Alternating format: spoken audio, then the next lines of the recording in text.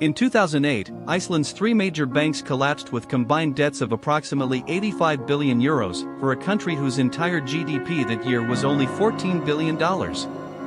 But instead of bailing them out, Iceland did something no other nation on earth dared to do. In the first week of October 2008, Glitnir, Landsbanki, and Kaupthing, Iceland's three largest banks, collapsed in rapid succession, triggering the largest banking failure ever recorded relative to a nation's economic size. The Icelandic krona lost over 50% of its value against the euro within weeks, and the stock exchange fell by 90% as of the end of 2008. A country of just 320,000 people was staring into a financial abyss.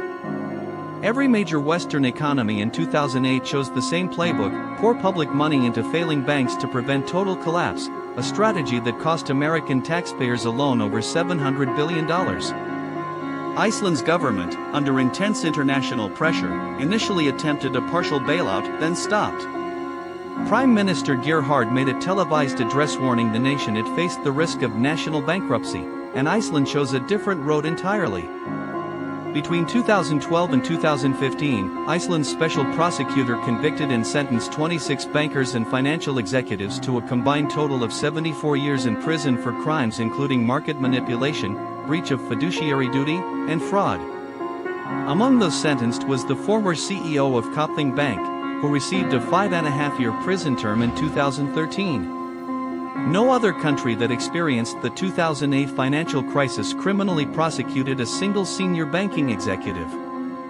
The UK and Dutch governments demanded Iceland repay approximately €3.9 billion owed to their citizens who had deposited money in Landsbanki's online Icesave accounts. Iceland's parliament initially agreed, but President Ólafur Ragnar Grímsson refused to sign the bill and sent it to a national referendum twice, in 2010 and again in 2011. Both times, Icelandic voters rejected the repayment by overwhelming margins, with the 2011 vote returning a 60% rejection, and the European Free Trade Association Court later ruled in Iceland's favor in 2013. In November 2008, Iceland imposed strict capital controls, preventing money from leaving the country and stabilizing the collapsed krona. The IMF approved a $2.1 billion emergency loan in November 2008, the first IMF program for a Western country since the UK in 1976. Unemployment climbed from 1% in 2007 to a peak of 9.3% in 2010, and Iceland's GDP contracted by 6.6% in 2009. Real pain, but the foundation for something unexpected. Iceland's recovery was powered by three sectors the banks had ignored: fishing, aluminum smelting using cheap geothermal energy, and an explosive surge in tourism. Annual tourist arrivals grew from approximately 459,000 in 2009 to 1.8 million in 2016, generating revenues that transformed the economy, and by 2015 tourism had become Iceland's largest export earner. The very volcanoes and icy wilderness that made Iceland feel like the edge of the world had become its greatest economic asset. By 2014, Iceland's unemployment had fallen back to 4%, and the country fully exited its IMF program in 2011, 3 years ahead of schedule.